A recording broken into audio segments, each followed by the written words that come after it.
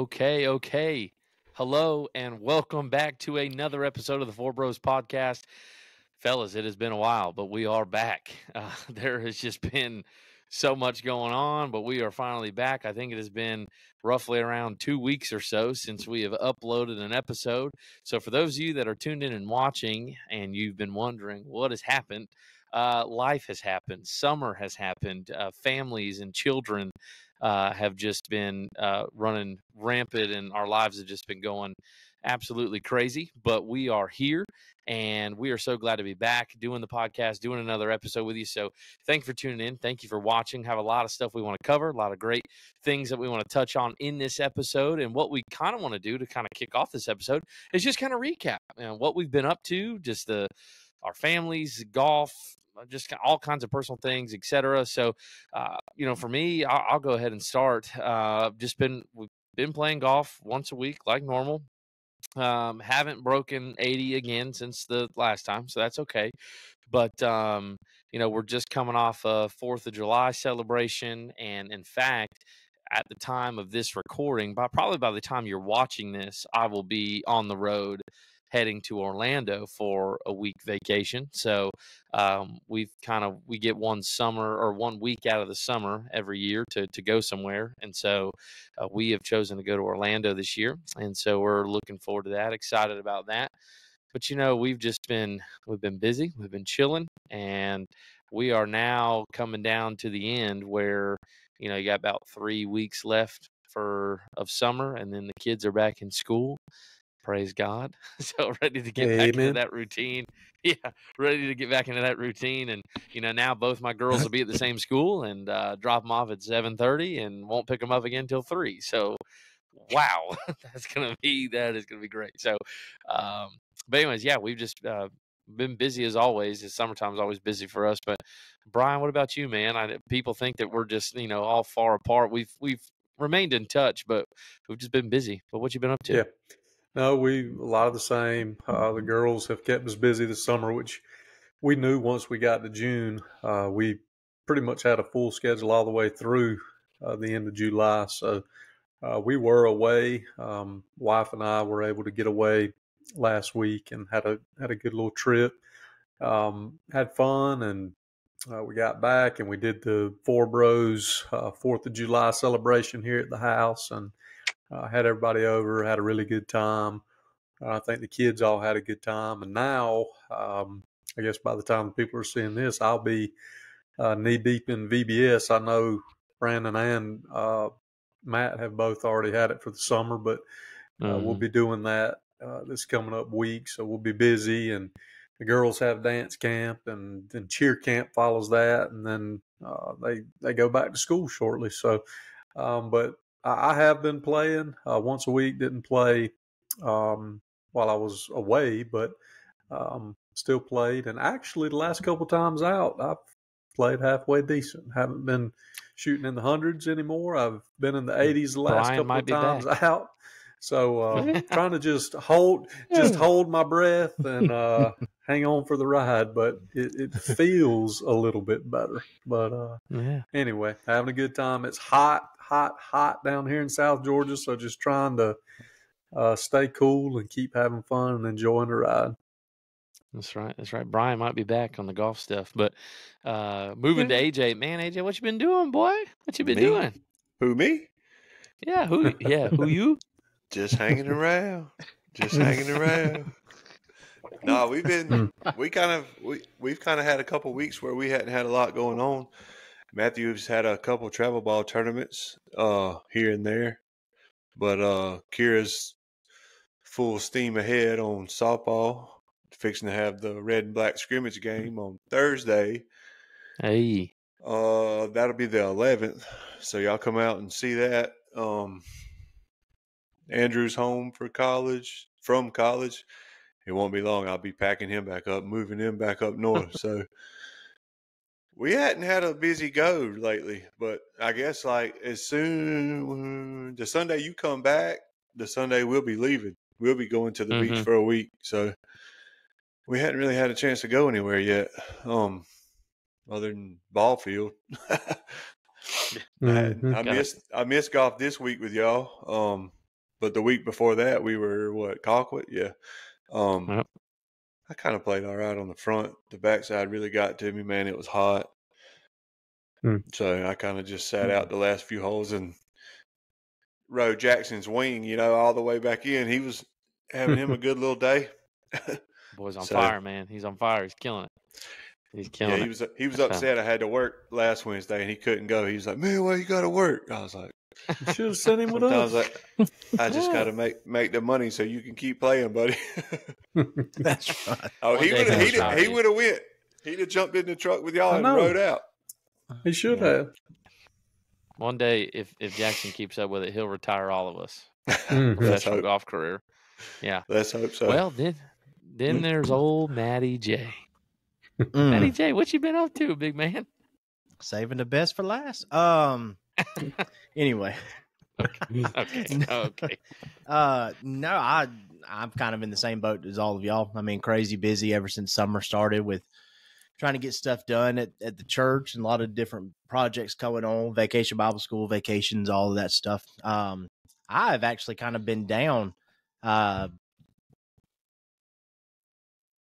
Okay. Don't know what that was. I'm sorry. No, sorry. All of a sudden, heard this loud boom. We've still got fireworks going all over the place. And the light flickered in the room. So anyway, but no, I had about a week ago, my back just completely went out. And it's no surprise. I have the back of an 85-year-old. Y'all know this. And I could sneeze and it just goes. And I can't stand up straight. So I went for about a week with that. Was able to actually get out today. Me and my dad have been working on some work benches to go in the shop, some tables and things like that. So we put in a full day. But I tell you, one of the interesting things in my life, and Bryan and I have talked a little bit about this since I've started this, but I decided to kind of go on a weight loss journey and essentially kind of looking at needing some accountability. So I bring you guys in on this too. Started it several days ago. Didn't really start looking at the scale until last Wednesday, I think. And from last Wednesday to this morning, I've lost right at about 15 pounds. Feel great. I've actually started, and I have no idea why I've started this, but I've started the carnivore diet. What I was telling Bryan before was every time I kind of got on social media or something like that, all of a sudden just videos are popping up, carnivore diet over and over and over again. And I was like, you know what? Let's just give it a shot. Let's just eat beef, bacon, and eggs. That's all we're eating. I'll throw some chicken in there. I'll do some things like that. And of course, when would I decide to start this? Oh, wait, that's right. The ForeBros pool party. And so I show up the other day and there's barbecue, there's macaroni and cheese, there's baked beans, there's pasta salad. So what does Matt do? A little scoop of pulled pork, no sauce, and then fruit. And I'm just sitting there going, you can do this. You can do this. Every bite in my head internally, I'm like, we're going to do it. We're going to do it. And, but man, I tell you, I feel great. It's taken a couple of days. I've kind of been up and down a little bit as far as how I feel, which everything I've read, everything I've studied said that you're going to have that until your body kind of gets used to what you're doing. But dude, I tell you what, like I said, I feel great. One of the two big keys that I've seen that they've talked about is that one, you'll have more energy, which I do. It takes me a while to go to sleep at night. And then the other thing is the feeling of not really being hungry. And so I find myself eating food for the sake of, I need the meal in me for that moment. I need that protein in me. I don't really feel like eating it though. Most of the time I take a few bites and I'll look at Air and my wife and just go, bleh. I'm not hungry. And so it's been cool. 15 pounds down. If you see me out on the street, ask me about it. I'd love accountability for it. You see me eating a cheeseburger, slap it out of his hand. Please do. Now, what are you doing? Accountability. If you see it with no bread, don't touch it. That's all I gotta say. Yeah. If you see me with bread in my hand, slap it. Yeah. You see bread or vegetables or anything, just slap them out of his hand.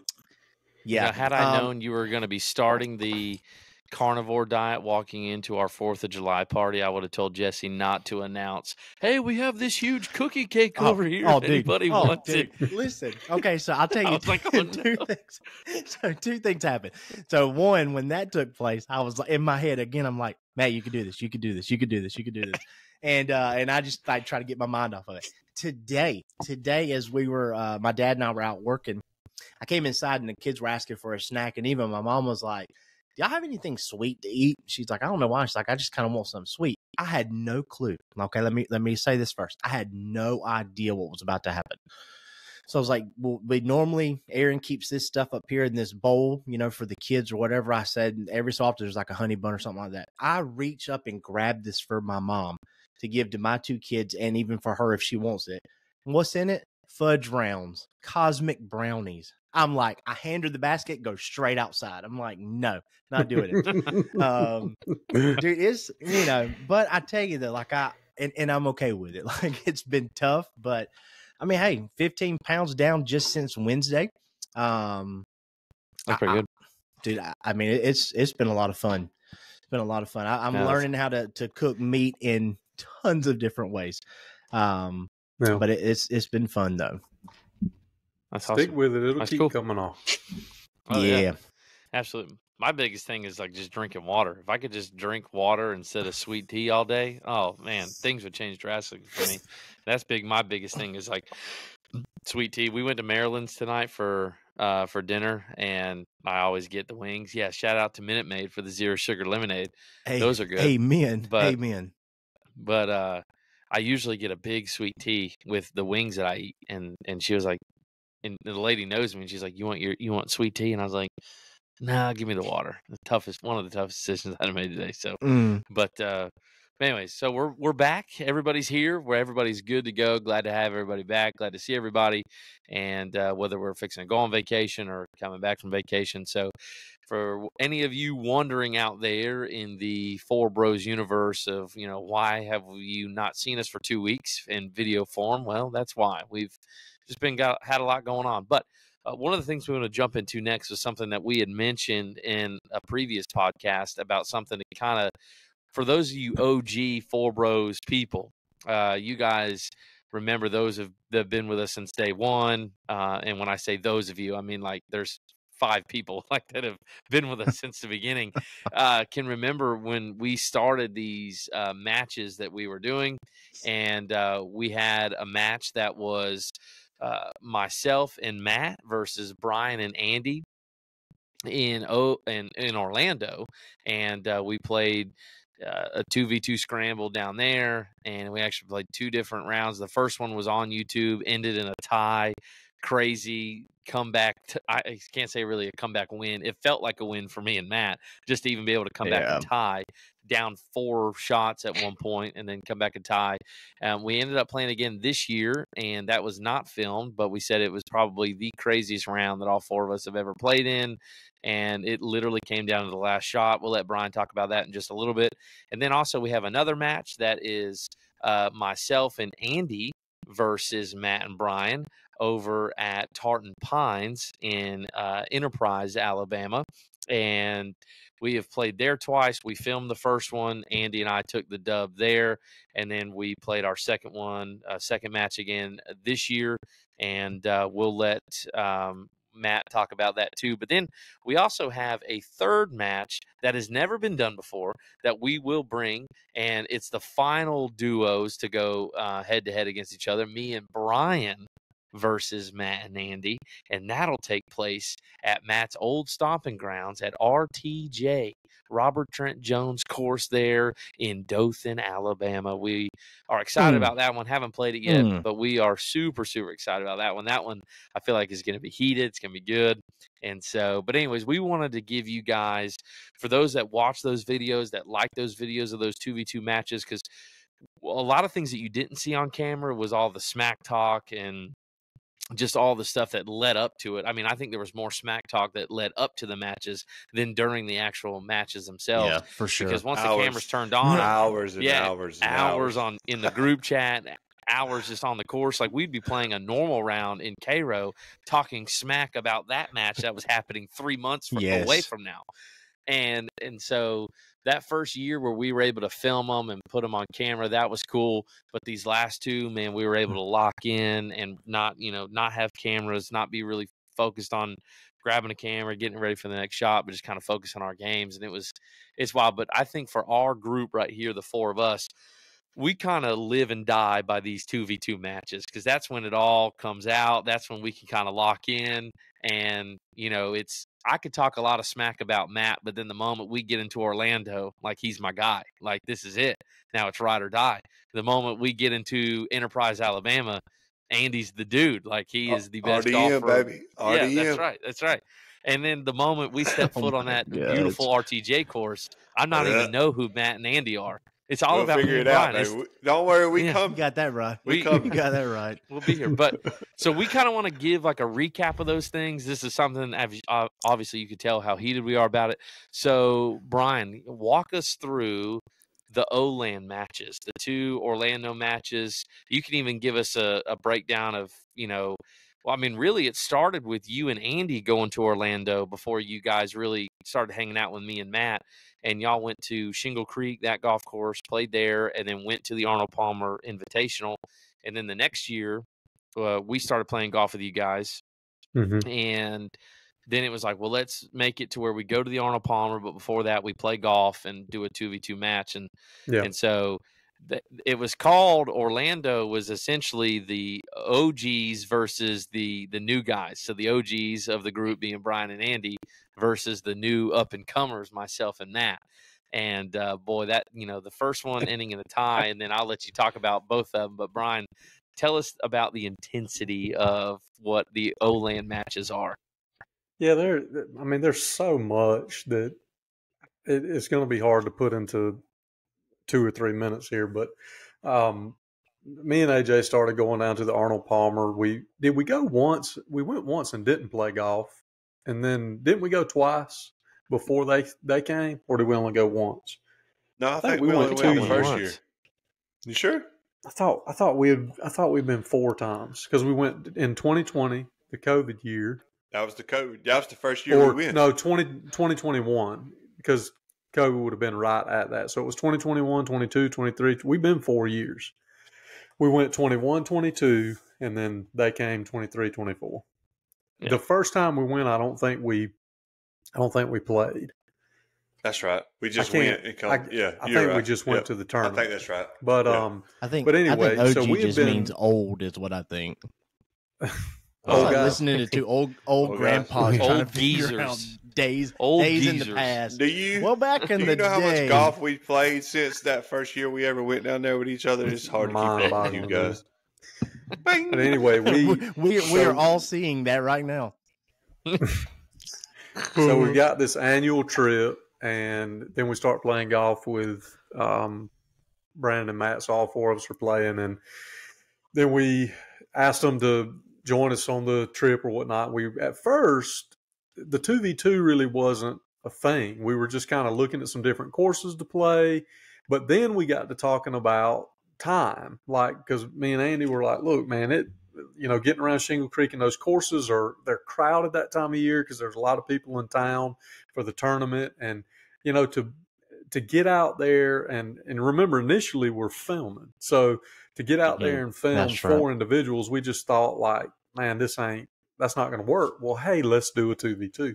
So that's how it was kind of birthed. And then we got down there, and we're filming, and I don't know that any of us really had, we did talk trash leading up to it, but I don't think any of us knew how intense this was going to get. And you guys can go back and watch the original one on our YouTube channel and see that match and see how it turned out. Me and Andy, we were up to it to turn, and like Brandon said, just a few holes after that, we were up 4, and then it was they just started chipping away. We don't need to get into this right now, because it'll take the rest of our podcast. But at some point, say it. At some point, we have to address number 16, which at Royal St. Cloud, which is the course we play, they've got 3 different 9s. So we played. What did we play? Red and blue. I think. And red. Yeah, but it was the 7th hole. It was the 7th hole on, what was it? 7th hole on red. Red. 7th hole on red. That there's an asterisk by it. But anyway, so they came back, tied it up. Last hole, we ended up I think we both ended up getting par, and we tied. So first year was a tie. You can see that on YouTube. So we've talked about this. This comes up just at the most random time. We'll be playing individual golf, and like Andy will be winning or fixing to win or whatever, and it'll turn into this OG versus Brandon and Matt. It ends up going back to O-Land somehow. But where does nowhere. But who does it just come up from majority of the time? Oh, come on. You brought it up, too. Dude, you've said it brought it up, too. Dude. You'll get smoked all there, boy. Yeah. Oh, listen. That's your – he created that line. 16. You're all the time that's all like, you're going to get smoked at O-Land. You make like a 6-inch putt, and you're like, y'all getting smoked at O-Land. It's a tap-in, dude. Hey, 6 Anyway. Whatever. So we went – so this year we go back. So obviously – like played the same courses, the same two same courses. Same nines, and it was a war. I'm talking about an all-out war. Came all the way down, and we played both of us. So the first year we tied with 76s. Me and Andy went 36-40. They went 38-38. This year, we shot a 73. And Matt and Brandon shot a 74. We beat them by one shot. So it came down to the final hole. I don't think we ever got more than one shot apart. No. Yeah, Did we ever at some point? So. We were within, I think we were within one most of the way. But anyway, it comes down to the last hole. We both got off the tee well, and we got down there, and I threw a little bit of a dart. I mean, it wasn't like a gimme, but I hit a nice third shot in there that gave us a legitimate look at birdie. And Brandon and Matt were kind of off to the left front of the green, laying 3. So they chipped up. We had 2 putts to win it. Andy gave me as soon as he hit his putt.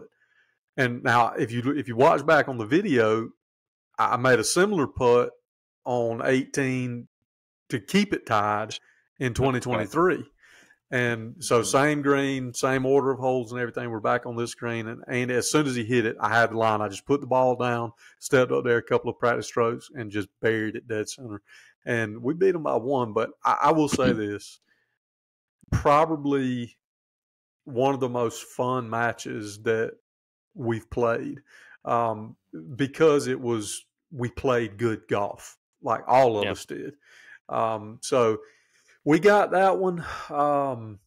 It is what it is. We'll have to go back down there and see what's up next year. But it's going to take 4 years total, because we'll lock in next year and we'll obliterate. We won't win by 1. We'll win by a few, and then we'll have to do you're locking. We'll have to do a 4th year. Matt's back gets locked in. Like no. What's crazy, let's not wish that next year. Come on now. No. I can speak from our side, from mine and Matt's side. The very first year we were down there, and these aren't excuses. I'm just stating facts. These are facts. Brandon was sick. And you can stop me if I was wrong. I'm sick. I don't feel good. Andy, no, I'm going even before we left. Andy and I go to the range over in Cairo. And I was like, I got to fix, because I was like struggling in our last couple rounds that we had played. I get to the range with Andy. It's just me and him out there one night, and I'm literally shanking every single range ball. And I'm like, this is not good. Normal. This is not good. Not good. So we get down there to Orlando, and I remember telling Matt in the hotel room, I was like, brother, you're going to have to carry me tomorrow. Like, this is not good. And he was like, no, you'll be fine. You'll be fine. I wake up the next morning, can't talk. Like, voice is gone. And I don't feel good at all. So not only am I playing bad, now I don't feel good. And I remember Matt was like, "Are you like good?" I was like, "I'm not good at all in any way, shape, or form." And even if you listen to the intro of that video, that we even mention it, Brian's like, "Brandon can't speak today, like he's lost his voice." But I was like pounding Gatorade as much as I could to try to, feel a little bit better. I took some medicine that morning. But anyways, that whole first round, Matt literally carried me. The famous line of that was on the beginning of the back nine, somewhere between 10 and 11, when they had gone up 4 shots. And at one point, I shook Brian's hand because I was playing so bad, and Matt was. I felt like I had left Matt on an island. And we should have just let him quit, AJ. Yeah, I hit a shot. Should have let him quit. I hit a shot into the woods, and I turned around and I shook Brian's hand, like was conceding the match almost. Like, I'm done. And he's like, "Stop it. You'll lock in." And Matt was there, and we get back in the car, and Matt was like, "Dude, you're fine. You'll lock in." And then he said the famous words. He was like, "All we got to do is just wait for him to get cocky, and then we'll be right back in it." And it was the very next hole where it was right there. They were just jawing. And Matt was like, "Brandon, just let him talk. Let him just feed into it. Let him talk. Let him talk." And then before we know it, I look up, dude, we're only down 1. And I was like, "Oh my God, Matt, this is working." And he's like, "Just let him keep going. Let him keep going." And they started to get quiet and quiet and quiet. And then, yeah, of course, the end there, that was okay. We'll get into that later. We'll but be 16 back. is not. Come on. Yeah, we'll circle back to that on another episode. So stay tuned for that. But 16 is not as bad as Brian's making it out to be. Anyway, so we tied. Not as bad. Year two, the roles reversed for us. Matt was struggling, and thankfully I had caught a high hand. One of the things I do remember, Brian, I don't know if you remember this from the second match, was number 9. We teed off, and our best tee shot was in a fairway bunker. And we had to hit, Matt, you remember that? We had an 8-iron out of the middle of this bunker. Mm-hmm. And I chunk it because I can't hit anything out of a bunker. And Matt's like, "I'm just going to throw an 8-iron at it," because we were like 150, 145, something like that. He hits the most beautiful 8-iron out of this bunker, lands it pin high, about 25 feet from the hole. Beautiful shot out of a fairway bunker. You guys throw it really close, and I remember I buried that birdie putt, and I remember looking at Matt. I'm like, "Oh my gosh," because that whole front 9, the only thing that I really was strong and confident in was putting. Like, we were making some crazy putts, but it always seemed like the moment we took the lead or tied or did something great, we would give it right back on the next hole. Yeah. Whether we hit a ball over the green or we missed so many putts on a green, whatever. But I remember, if we were mic'd up, this is exactly what you would have heard. We were standing by the green. We were already getting ready to hit our, I guess would be our 4th shot. We had to chip it in for birdie, and you guys were out in the fairway for your 3rd shot. And Andy hit, and then Bryan hit, and then as soon as it hit the green, I looked at Matt, and I was like, "This isn't good." And then Andy missed the putt for birdie, and I looked at Matt, and I said, "Brian's fixing to bury this." And Matt just kind of looked at me, like, shook his head, like, just the way the day's been going, he was like, "It's going to happen." And sure enough, he does. And it was one of those things, like, we lost, but it was, I still had a lot of fun. It was still a really good match. You know what you don't want to see? Don't say it, dude. This face on 18 with a putt to win it, boy. Oh, my God. You don't want to see it. You don't want to see it. No.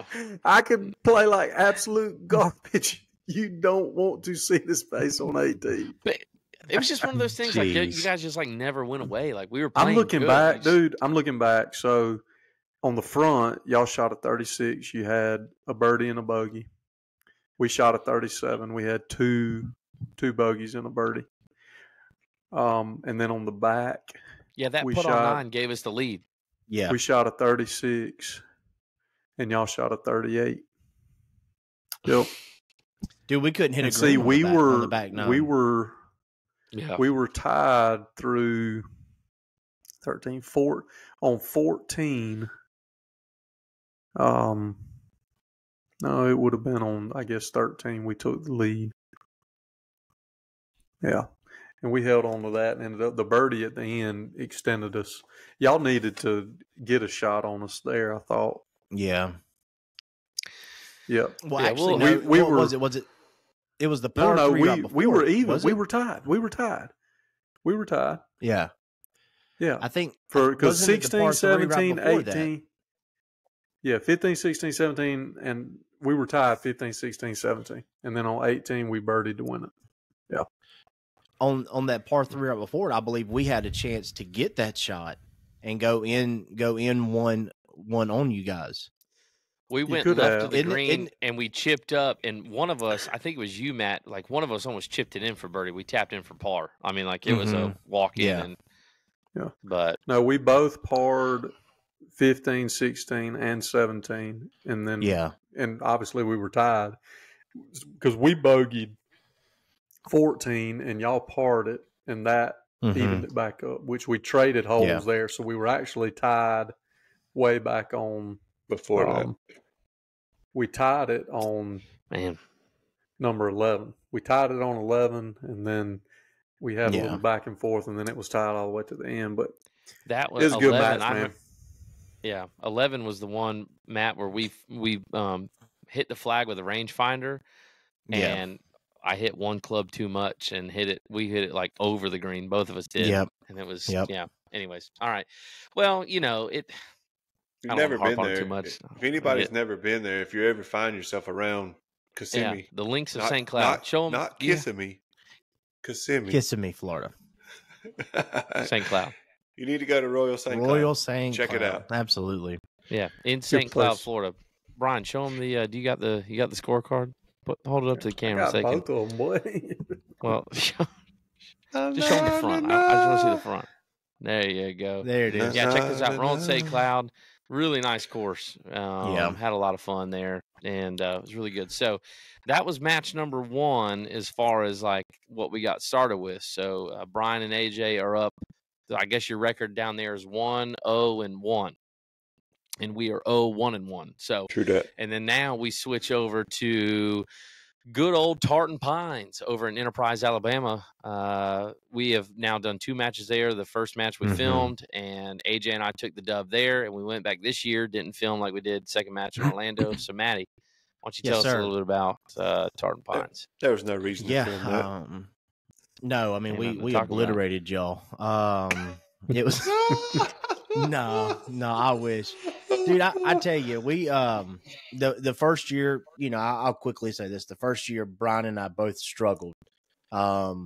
We struggled, and it was really just, you know, normally when we play 2v2s, especially you know, all we're talking about in O-land, it always works out to where if one person hits a bad shot, generally the other one's going to pick them up, and for some reason, me and Bryan just couldn't get synced like that. Like we were just both hitting bad shots. We were just trying to pick the best of the bad shots that we took. And so yeah, the first one we lost. And there was some, you know, some interesting things. There was one particular hole there that was a little interesting. That really was kind of the determining factor where y'all went eagle and we didn't. And we went double on a par 5 and they went double eagle. buck. That's right. It was a 4-shot swing on one hole. Yeah. Yeah. And that's tough. And really it was hard to swallow. And then from there, I mean, but here's the thing though, even playing like we were, that was still the one hole factor. I mean, we were still essentially in the mix. This year we go back, we want to try to redeem ourselves. We want to try to do whatever we can. And what happens? We kind of sit in the same boat again. We're trying to hit some good shots, and I feel like we played better than we did the first year by any means on that. I think we did too. Hey, yeah, a lot better. And so you know, I don't know the course. Here's the thing: if you ever get a chance to go over and play Enterprise, it is a fun little track over there. That's a fun course. It's a course I've played years and years ago back when we lived in Alabama. They've done some renovations to it. They've done some things like that. But I tell you, even going back the times that us four have gone, like it's a fun track, but it can be very challenging at times too. There's places where, you know, you hit a ball that should be perfect and then you kind of get there and it's not. It's just the way the course is kind of laid out. But Bryan can walk you through a little bit more, because I know Bryan just has this fascination of keeping scorecards, but keeps a legit score. I hope you got this one. I mean, did it happen if you don't have proof? Well, I will say too. Let's also remember the first year we played at Tartan Pines. Has he got him? Can you see on number 7 beside y'all score? You put an asterisk. Oh my Can you goodness. see it? Oh my God! Put it Right down. there. We're over Orlando. We'll get to that later. I'm just telling you. You were riding on something. You're riding on something that didn't exist. Anyways, let's keep in didn't mind. Exist. You're right.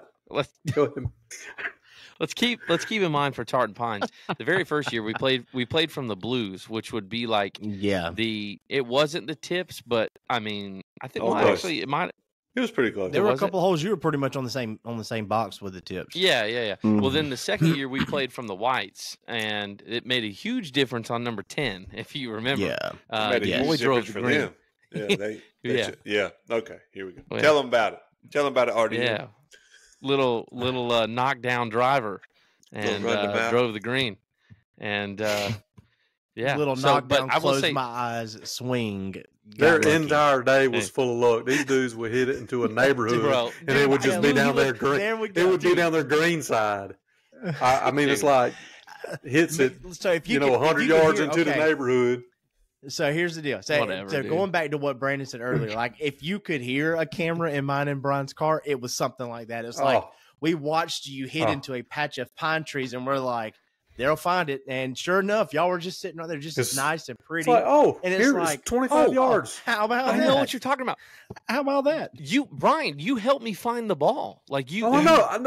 I'm just saying that's the kind of breaks y'all were cheating.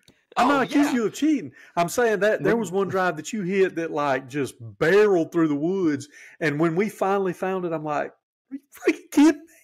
Like that was a poor shot, and you're down here like 30 yards, nothing in your way. Yeah, all the green to work with, and I was like, oh my Lord, dude. But my favorite one. My favorite one was the par 3 on the front side. And it was it's like a 90-yard, 100-yard par 3.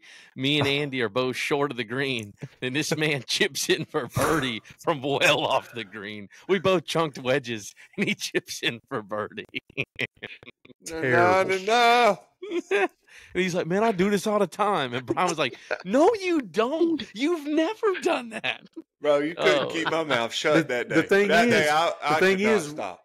I don't remember if me or Matt hit one in there pretty doggone tight and had a decent birdie look and just whiffed the putt, and this joker up here chipping him like whatever, man. That dude, I'm gonna tell you this. Y'all beat us straight up. Y'all shot a 70 over there that day.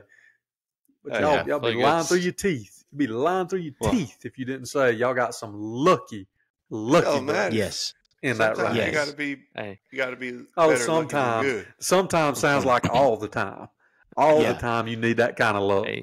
Hey, Tartan Pines is where RDM was born, baby. What's that say? What? I ain't can't nobody read that. Can't read it. What does it say? It's an eraser. Because we erased y'all and then put it in the trash. Okay. So if it's not clear already, Team Brandon, we got to move on. AJ we're 2-0 in Tartan Pines. So why don't you want to talk about it anymore, Bryan? Come on, let's talk about it some more. We love going to Enterprise.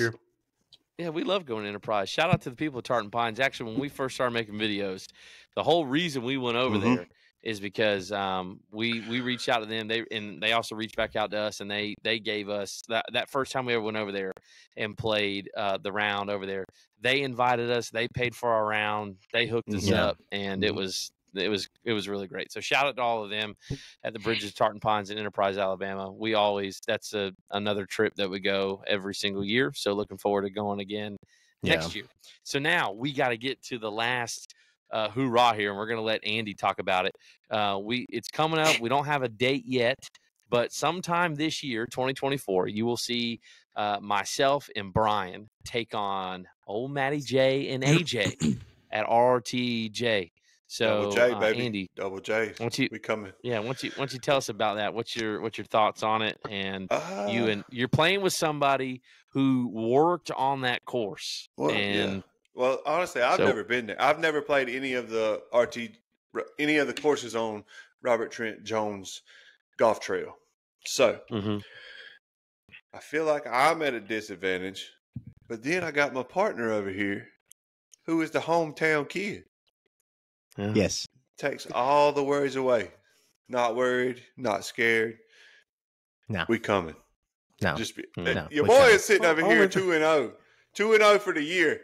I'm going undefeated. Matt, we taking him down, buddy. No, I'm all for it. Stay tuned. I'm here for it. You know what I'm saying? I'm here for it. Stay tuned. I'm excited to go, though. I've never been. Only thing he knows is them bunkers from raking them things. Hey, don't be talking about a partner like that, man. No, dog. No, don't be talking about I helped hand sprig them doggone greens. So I'm ready. Bryan says here's the thing. Hey, for y'all, and I will say this, and Andy, you may hurt me on this, but I will say thinking forward, I think probably what will help, especially you two, Bryan and Brandon, is if we let y'all play the closest tees, I think will probably be the best way we can help y'all. Brandon does not hit the ball far, and Bryan has no clue where it's going when he hits it. So we figure we kind of move y'all a little. You see how quick he wants to talk smack? You know what? In the wise words of my partner, look at Bryan, lean into the camera so people can see that face. You don't want to see this face on 18 at RTJ. I'm telling you, you don't want to see it. You don't want to see it. We don't. The problem is, Brandon, number one. Hey, the problem is this match ain't coming down to number 18, boy. No, it ain't. It's gonna be over. They're gonna be wanting chili dogs and cheeseburgers at the time, boy, because it's over. That's the most ridiculous thing I've ever seen. This man's already breaking his clubs this year, and you trying to sell yours? Andy, no chance. No chance. Andy, you gonna talk? But you gonna talk because you're a talker. But you know this, son. This is over. It's already over. There's no point to go. There's no point to go. Y'all ain't got a punter. Y'all ain't got a punter. You ain't got nobody with nothing inside of 100. Y'all jokers better bang it down there on the green, son. I'm telling you, this is gonna be ugly. Yeah. Okay. Matt's going to give Andy all these directions on every hole, telling him the layout, and me and Bryan will be like, "Oh, that's cute. Okay, watch this," and just go. See, Bryan and I are known as the back nine boys. Okay, y'all can have your little lead, you can have your little fun on the front nine, but about 12, 13 by that hole, you're going, what happened to our 3-shot lead? What happened to our 2-shot lead? It happens in Cairo like clockwork almost every single time. So this course fitting to whip these boys. It's gonna whip them. The course is gonna whip them. I feel bad for Matt the most to know that we're going to go all the way over there. He's going to run into so many old friends, so many old people, and then he has to go back to the clubhouse and tell them, "Hey, I hadn't played here in 4 or 5 years, and these guys that have never even sniffed this course, let alone even driven by it, Bryan absolutely whooped me. I've never played it. I don't, but." Honestly, I would rather take Bryan's one-time experience playing that course than Matt's years of experience, and I think we'll be just A-okay. We will be just fine. A-okay. All right. I think we'll see. I think we could shoot par or better. Garbage. There's no way. It's gonna be tough. You ain't shooting par. It's tough. You ain't shooting par. It's tough. We're shooting par. You're not. Y'all save this clip. Y'all clip that. Later on down the road. Please do. Par better. Yeah. Par better. Gotcha. Okay. This is what matters. Okay. Our score will be lower than y'all's. It will be lower. No. Just wait till I get there. That was the most frustrating thing. If Andy Joyner goes 3-0 in this, I'm out. Clip that. I'm quitting the podcast. I'm out. I ain't listening to it. I'm not listening. So right now, as it sits in the 2v2 scramble rankings, Andy is in first. He's sitting at a 2-0. He won Oland and he won Tartan Pines. Myself and Bryan are sitting tied for second. We're 1-1 with our wins at Tartan Pines, and then Bryan had a win in Oland, and then Matty J is sitting solo 4, 0-2. So I'm almost willing to pay Matty off in this situation. Yeah, that's what I feel bad for the most is because like if me and Bryan win, we finish 2-1. Andy also finishes 2-1, but Matt finishes 0-3. Like that's not good. And here's the thing though, like when you think about it, like I've had 2 crappy partners. That's what I'm getting out of this whole list. Is y'all are garbage. Hey, let's go. Matt. I don't want to hear that. Hey, I don't want to hear that. Me? I mean, no. You can try to make me look bad all you want. Whatever. Get out of here. Get out of here. If he offers you any, if they offer you any incentives, you let me know because when we go to St. James Bay, they won't come back. I'm just saying, 0-3. There's a common denominator there. I'm just saying. Shark Week. I'm just saying. Best time to go to the beach is during Shark Week. Hey, they all for real on though. TV. Hey, speaking of put them boys on TV too. RTJ. Speaking of RTJ, I kind of hope that when we get there, that and I don't know, Brian, I don't know how much you remember of it. So Brandon kind of did say I worked there. I worked there for a couple of years, so I've seen every inch and corner of that course that I would care to imagine. I would love to play if it was up to me and they would allow me to pick which rotation we run. I would actually love to run Highlands to Marshwood. Highlands to me is probably the toughest of the 3. Marshwood nothing to me. I don't care. And just give me 18 holes. You're going down. Okay. It don't matter to me. Write it down on the book, man. Write it down on the book. Here's the thing about Marshwood. Marshwood has 1 hole. It's the number 6 hole. It averages from the very back tip tee at 701 yards out of a par 5. And so if we could play that, what I would love to do Give me is Eagle. I would love to Give me Eagle. Anyway, so I would love to be able to my brain glitched when you said that because I'm thinking, how dumb is he? So I would love for us if we were able to do that to of course play our normal tee, but then to also for us just to go back and play that 701 yards. That's a long way, guys. I mean, standing on that tee box, knowing that's 5 iron. I was just saying, Bryan, what is that? Brian. 2 5-irons in a row, and that's 2 5-irons and a 7-iron. So let's think about it. So Bryan gets on the tee, squirts one off to the trees, out of bounds. Okay, whatever. Get up there. I mean, what's going to happen? You're gonna go driver if you hit it good. Driver 3 wood and possibly another 3 or 5 wood into the green. Now the thing with the green, from where we're gonna play, dude.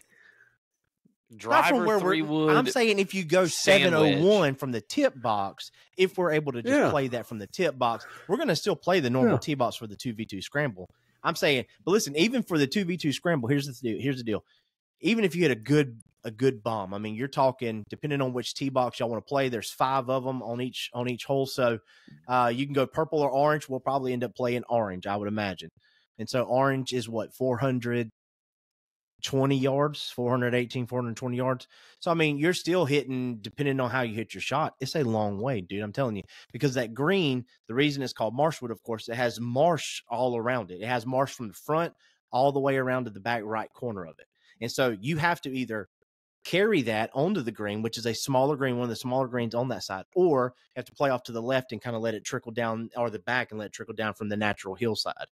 So it's a tough hole. That is a tough hole, but I can walk through the whole score with y'all. Y'all are losing like a cakewalk to at me, RTJ. Man. Sounds like a cakewalk, man. Birdie. Ain't got no birdie. Mark my words. Number 6 on Marshwood. Birdie. If I don't have the scorecard, we'll see. Clip it. If Make not, I will even go off. I will even say, clip this 2-putt birdie. We'll miss the eagle putt. So that's how confident I am. Tell him, Brian. Go ahead. Tell him, Brian. Gonna be a long day at RTJ. Okay. All right. Now that we've got all the smack talk out of it, so now you've got a good little glimpse of what this is like. We're gonna talk about that more going up, and we'll hit on that quite often. So, but let's get into something. The nas come out. No, we ain't gonna hear him. It's gonna be Matt with his back. Oh no. Nah, That's what it's gonna be. We got That's your turn. We got that word out. We'll see. All right. Well, everybody sees now how the smack talk goes, and trust me, it's only going to get worse when we get closer to the date of going to RTJ. So, but let's get into a fan favorite, which is one we haven't done in a while. Bryan is bothered. The last Bryan is bothered we talked about acquiring real estate in the self-checkout market. But Bryan, we are ready to hear what is bothering you. So, Bryan, what are you bothered by? Well, my wife and I went out of the. I thought he was just I'm not bothered by her. I'm like, Not bothered by her.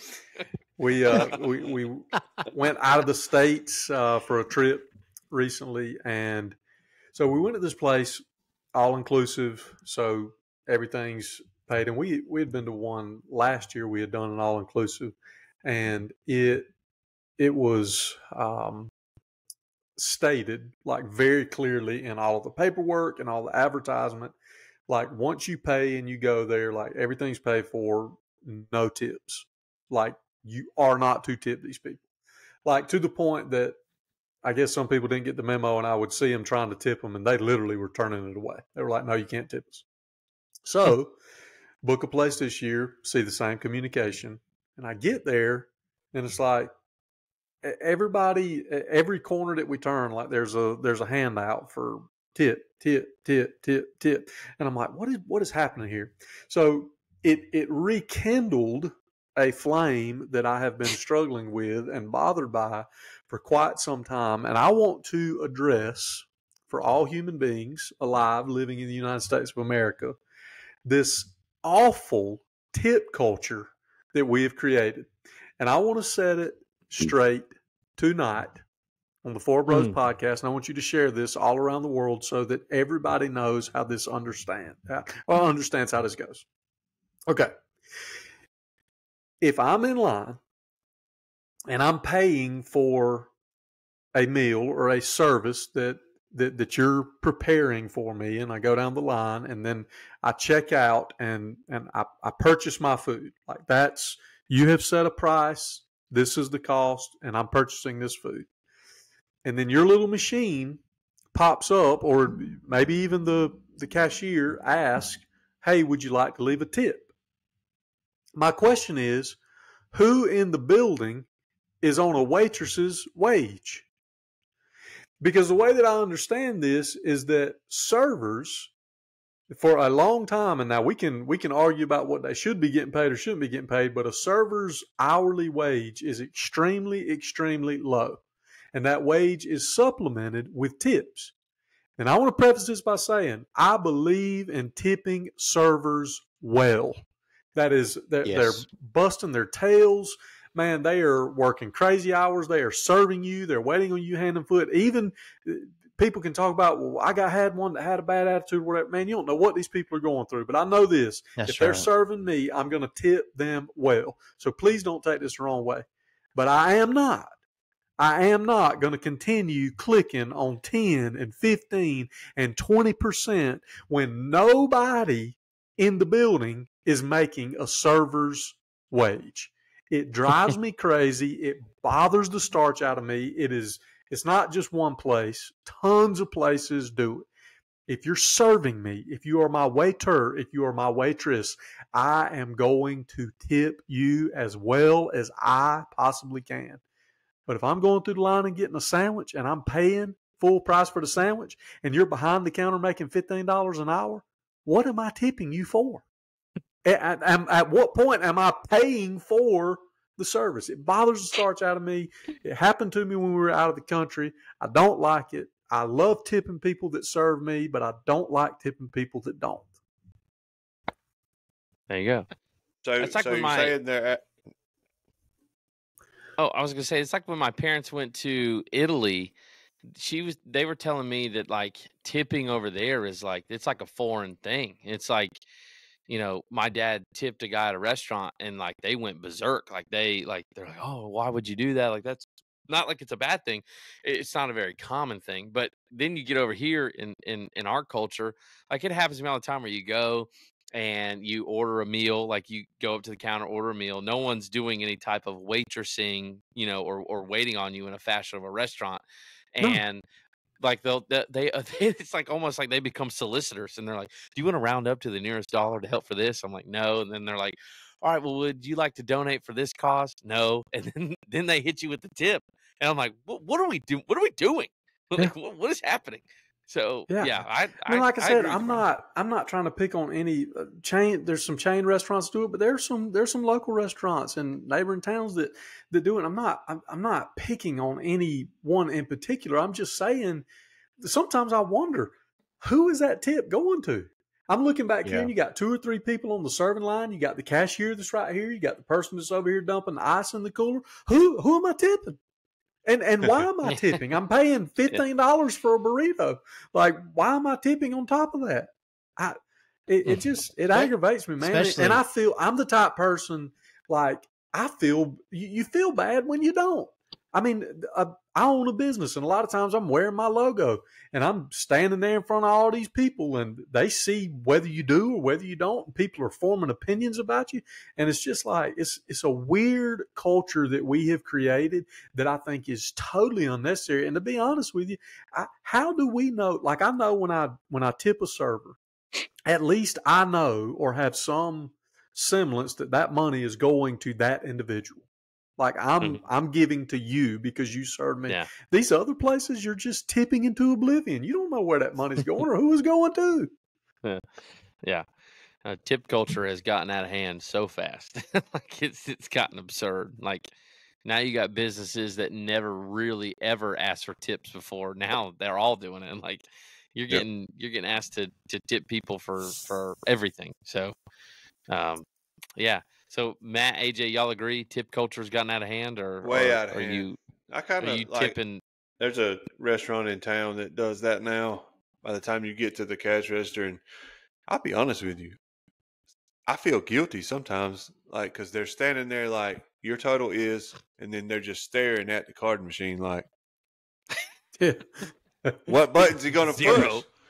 Yeah. But also, it's funny you brought that up, Bryan, and this is total coincidence. I did see a Facebook post today that it said restaurants are informing servers that they no longer get to cash out their credit card tips at the end of the shift. The restaurant owner / manager tallies the credit receipts, and the tips get taxed and applied to the server's payroll check every 2 weeks. Dang. So what are we doing now? Just taking that money back away from? Well, that's probably got something to do with the. What are you saying? Are they saying they're talking about the way you're tipping, though? Because like if you tip on the card, is that what you're saying? Mm-hmm. Yes. I got you. This one individual specifically asked to start tipping in cash whenever possible, and not doing your tip on the card. I do believe that's a thing. I mean, and we live in a world where a lot of people don't carry cash, and sometimes that's difficult. But right. I think you do have to take it into consideration when if you tip somebody $20, that server may only see 16 of it. But there's a lot of things that go on. I worked in a restaurant kitchen back when I was in college, and I was never a server, but I was close to the people that were doing it. And there's a lot of things that go there. Like they would come in and they would tip out like the head cooks and the bus boy. Like there's a lot that goes into that kind of as a shared thing. But, at the end of the day, again, it boils down to me. If I'm being served, I want to be a good tipper. I want to tip well because I know what these people are doing and what they're going through. But just the random, like AJ said, just showing up on the credit card machine, just a random, and it puts the percentages up there. Like pick one, 10, 15, or 20%. And I'm like, so you just randomly want me to give you an additional 20% on top of the food that you've already increased 20%? No, thank you. I'll what pass. if they didn't put ice in your cup? Well, I mean, AJ, it's heat lightning outside. I don't have ice in my cup, and I've done this to a server before, and I don't know if any of y'all have. Yep, some people may think this is super rude, but again, it's at the waiter's discretion or sometimes the restaurant's discretion. But when you're at a larger table and you have a large party, sometimes they add gratuity to your check, which that's a whole nother argument in itself. But I've said it to a server before where they've brought me my check and I'm like, oh, you added gratuity? And I look down and it's like 8% or 10%, whatever it is. It's never huge. And then I go, well, that's a shame. And they'll go, and I had one in particular. She was like, why? I said, well, I was going to give you a lot more than that, but that's all you're getting. But then sometimes too, they'll add gratuity on there and then they'll ask you to tip on top of that. Yep. Nah, bro. You already did my job for me, but I was going to do more. But hey, that's on you. It's annoying. It certainly is annoying the way that, and I guess, but that's a product. But the generation of people who are waiting and waitressing now and serving now believe that a tip is expected. That's also another issue, and it's not. Yeah. It's not expected. Yes, I know you make a livelihood off your tips because I know what servers make because my wife was one for the first couple of years that we were dating, and so I know that she lived off of the tips. That's where you can make a lot of money. But also, she made a lot of tips because she was good at her job. She was a good waitress. But people think that they could be a terrible waitress and still expect you to tip. No. That's not how that works. Well, and that's not expected. That's how it's set up. I mean, that's why they're allowed to pay waiters and waitresses that lower hourly wage is because the expectation is that it would be supplemented with tips. But it's a double-edged sword, right? Because you know just as well as I do, you have servers that do an incredible job and then people are just jerks sometimes and they don't tip because they're just being cheap, right? But on the flip side of it, you also have the ones that don't do a very good job that expect you to just do 20% every single time no matter what. So there's this ongoing battle, and that I think that battle will rage as long as you have servers. My being bothered is more to do not with that, but with the fast food. You know, no servers, no waiters, nobody in there making $2.14 an hour asking me for a tip. Yeah.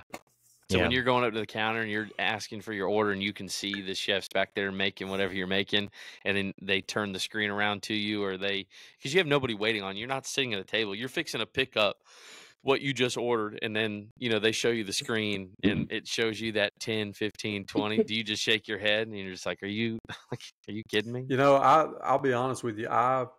Until recently, I would tip in most of those situations, even if it was only 10%, 15%, whatever.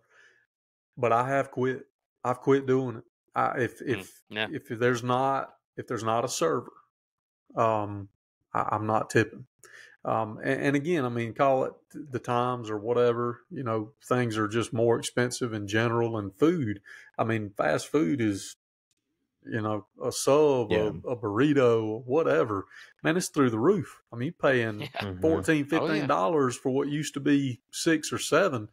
No, I'm not going to tack the additional $3 on. I'm sorry. I mean, it's just, it is what it is. But I have backed off. If I'm not being served, I'm not tipping. Unless if there's somebody out there that can tell me that somebody's in the back making $2.50 an hour, I'll be happy to consider it. And that tip is going to that person. Yeah. But I highly doubt that's possible because we have a little thing called minimum wage. So yeah, that's right. That's right. So well, there you have it. Bryan is certainly bothered by that, and maybe you guys are too. Leave it in the comments. Let us know if you're bothered. Tell us, what's bothering you, and if you have something that is bothering you and you want us to share it, let us know. Leave it in the comments, and we will be happy to share that as well. Speaking of hearing from one of our listeners, I want to share something with y'all. I had a listener of ours reach out to me and give me a question of would you rather, and this is kind of how we'll end tonight's episode. But he asked me, he said, I want you to ask the other guys on the podcast this. So you got 4 options. You have to pick one. All right. So listen carefully. Would you rather, number 1, be a scratch golfer for the rest of your life. Number 2, never 3-putt again, ever. Number 3, never pay any green fees. Like never go to any. You can go to any course you want, free all the time. Or finally, number 4, go back in time and be Tiger Woods' caddy in the early to mid 2000s when he was on his like crazy, amazing run. I answered very quickly, and my answer easily was number 1, just be a scratch golfer, because if I'm a scratch golfer, how often am I 3-putting? And then if I'm a scratch golfer, I feel like I could get on some type of like mini tour, not the PGA tour, but some type of mini tour, and maybe start making some money or be a club pro at a course somewhere. The Tiger Wood thing sounds cool, but I'd rather be a good golfer myself. That, just for clarification, is he asking that from like the financial perspective? Like, because I mean, Tiger's caddy probably got pretty rich in that time frame. Well, I don't know. Definitely not as rich as Teddy is with Scotty right now, but because the payouts are a lot different. But I'm sure. Like, you got to think, who is that caddy? He's from New Zealand or something. That caddy that he had during that time. He used to caddy after he caddied for Tiger. He caddied for Adam Scott. It could have been from a financial standpoint. I never asked, but let's just say it is. I mean, so yeah. Would you rather? Okay, I still will keep my answer. I'd still rather be scratch. So what do you guys think? Scratch, because I know if I'm scratch for the rest of my life, I'm not losing any 3 of y'all suckers ever. This man took the words right out of my mouth. He took the words right out of my mouth. Y'all know good well y'all ain't breaking par, boy. Woo! BG will just be out there just 72, just wearing you out week after week. Yeah. Y'all can keep the money. Y'all can keep. I'll 3-putt twice around. I don't care. It's still gonna be a 72. 72. Oh boy. All right, you got 2 guys wanting to be scratched. Andy, what you thinking? I mean, the man literally took the words right out of my mouth. So we think alike. I guess OG. I guess Bryan and I would just have to battle it out till one of us finally makes a mistake somewhere. You two. It'd be whoever doesn't 3-putt. Yep, that's 3 for 4. What you got, Matt? I don't know. I'm running through them. I mean, yeah, I get if you're a scratch golfer, you think through that. Yeah, you get on the mini tour. Even some of those mini tours, you're still paying to play in a lot of places. If you kind of start getting good, where you start getting some endorsement. If you go with no 3-putts, I mean 3-putts or whatever. I mean, you can 3-putt all the time. I don't know. Yeah, I do it all the time. I mean, I'm just as content as I can be. The no green fees. The no green fee sounds interesting to me. The problem with the no green fees is even though you're going to get to play for free, you still got to get to the course. So, I mean, you kind of have a catch-22 there. Going with Tiger, if you think, if you go with Tiger, you think about that. I mean, yeah, his caddy probably made a lot of money, but that was back then. I mean, you think of inflation, you probably would have blown through a majority of that money by now anyway. Make good investments. You'll be fine. Yeah, I say. If I had the money, I'd make good investments. I'm from Slocum, Alabama. We don't invest in nothing. But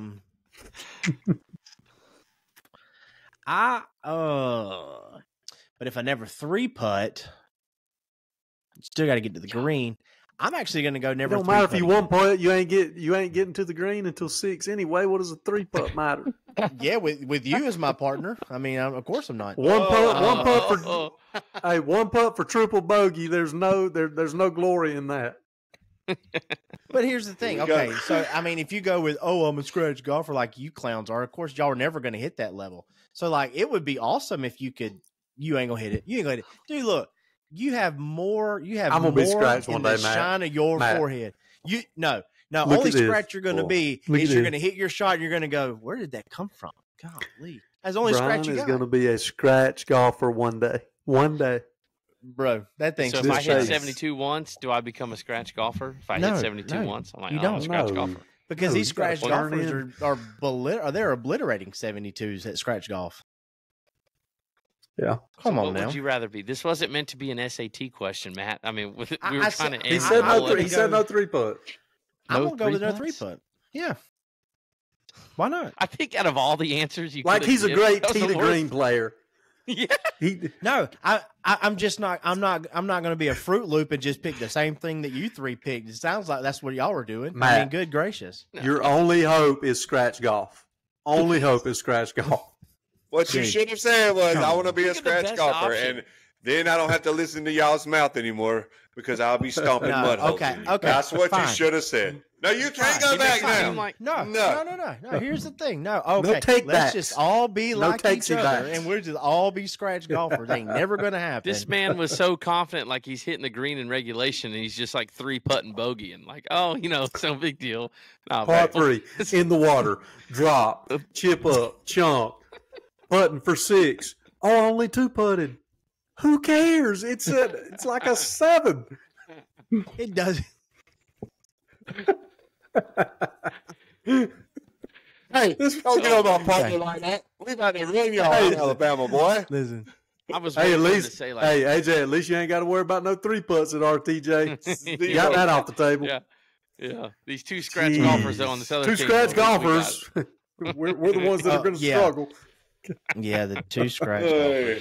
golfers. Captain All right. Quiet when he's not playing good. Captain Tomahawk Golf Clubs when he's not playing good. We're going to be okay. We're going to be okay. 100%. Yeah, we'll be fine. 100%. We'll be I fine. will turn it It'll all be off okay. if I'm playing bad. Yeah. No you do it all the time. I Birdie. know. Birdie number 6, Marshwood. Clip it again. Birdie Okay. number 6 on Marshwood. So Number I'll 6. make a video about it. Tap in, Mm. tap in, because Won't we're even gonna miss be the any- eagle putt. Won't even Yeah. be any drama. Mm. So, all right. Well, Are we done? Yeah, we're done. we're We're done. done. We're getting off of here. So thank y'all for listening. Thank y'all for tuning in and watching. We'll give you some more insight on all of those 2v2 matches that we've been talking about. We will address Olan, hole number 16. We'll talk more about Tartan Pines, and then we'll let you know when RTJ is coming up as well. If you are bothered by the tipping, just like Bryan is, let us know, and then answer that question for you guys. Like, what did you think? Would you rather be a scratch golfer, no more 3-putts, no more green fees, or Tiger's caddy? Let us know in the comments below. Anyways, you can catch this episode on Spotify or YouTube, and we will have another episode coming for you in the near future. So y'all stay tuned. Thank you again for watching. And we'll see you Scratch next golfer is the correct answer. Peace. Peace out.